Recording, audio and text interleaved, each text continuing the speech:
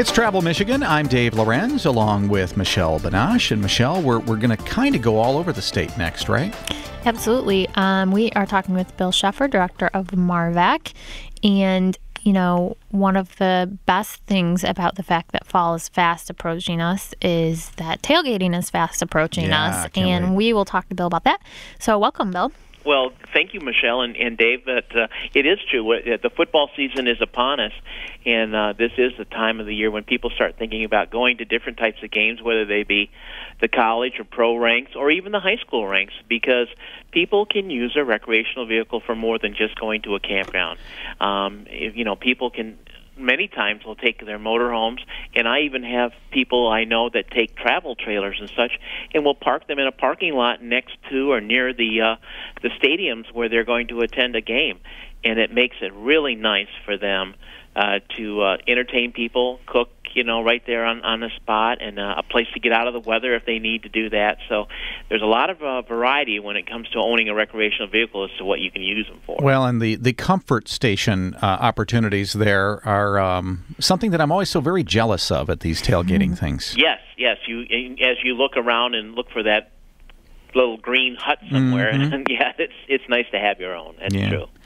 So, are there opportunities for people who might not have an RV, to kind of rent an RV maybe for a weekend and maybe use it for tailgating? Absolutely. There are some RV dealers here in the state of Michigan who do rent recreational vehicles, especially motorhomes. So that's an opportunity for them to do that. And I know I get calls here at the association office all the time asking me, where can I rent an RV? We're going down somewhere to a football game, and we want to take a group of people with us. So that's an easy way to travel.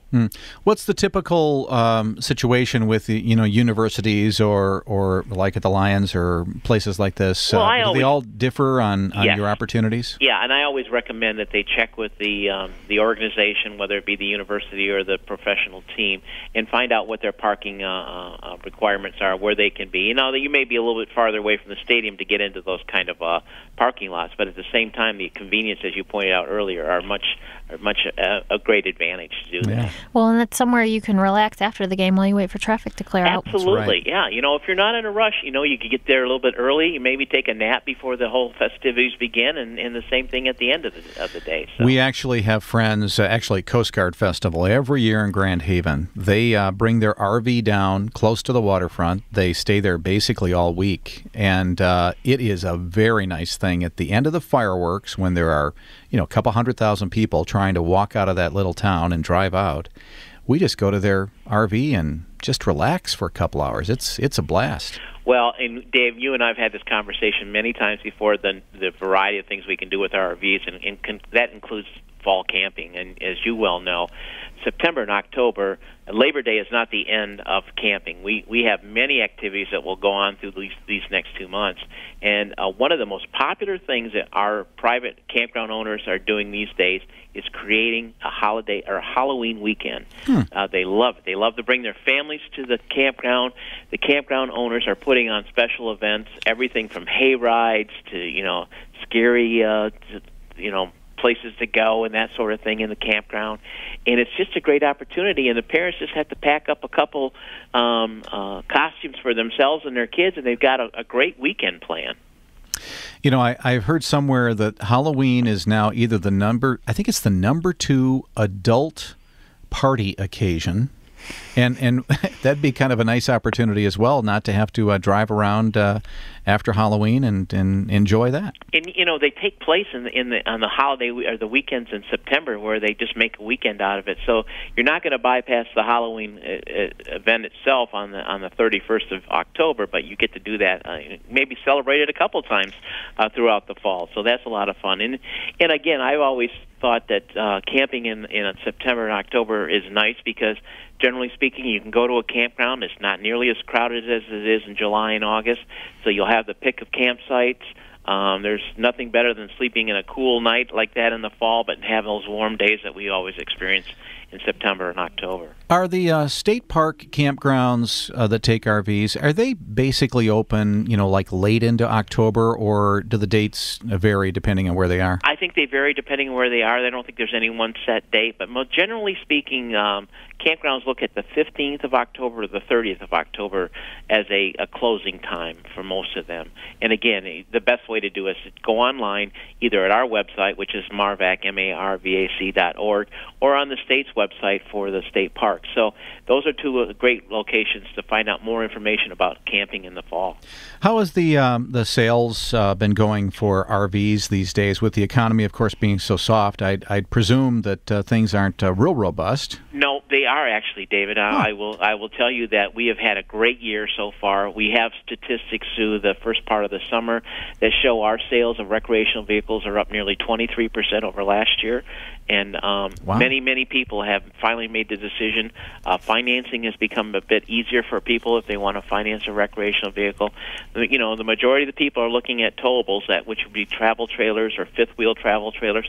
And we've seen a resurgence in folding tent campers as well. So, yes, the market's coming back, and we're really excited because we have a show coming up, the Fall Detroit Camper and RV Show at the Suburban Collection Showplace, October 3rd through the 7th.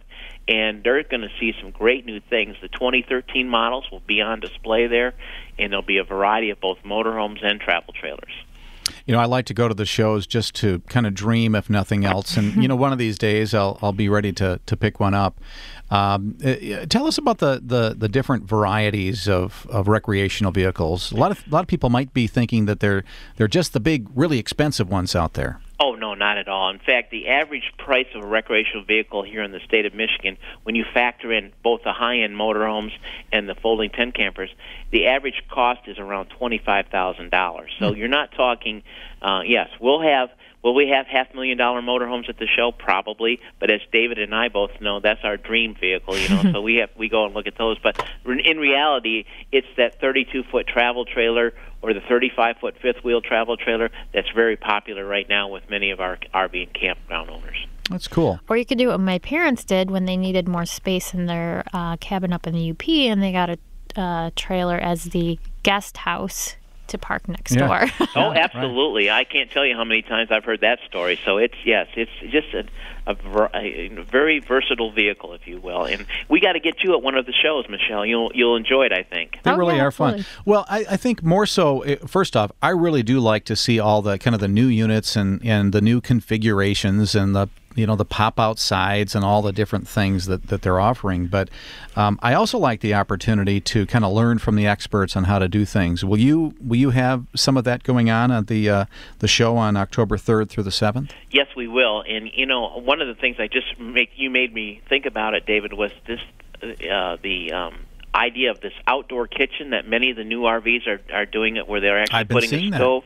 Yes, you have stove, refrigerator access, all outside, so you don't have to be back and forth in and out of the trailer. If you're going to be cooking on your picnic table there, or in your tent or canopy where you have your kitchen set up outside, it's all handy. It's right there, and many of the RV manufacturers are doing that today. So that's one of the most popular new advantages, if you will, of the recreational vehicles. Well, very nice. Of course, there's so many different options out there today. You don't even have to go very far to learn all about them.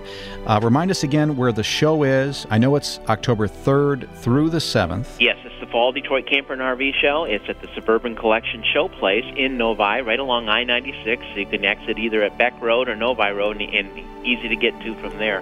But it's one of our bigger shows. We'll be in two halls there at the Novi Exposition Center, and we really are excited about it because our dealers are excited about it. They bought up all the space very quickly this year. So sounds great. They have a lot to see. Well, thank you, Bill. Bill Sheffer, Director at the MARVAC organization. More information, just go to marvac.org, MARVAC.org. That's all the time we have for Travel Michigan this week. Can't believe it went so fast. I want to thank Mark Blackwell, thank Michelle for being here today, and thank you for joining us as well. We'll talk to you next week on Travel Michigan, where your trip begins at michigan.org.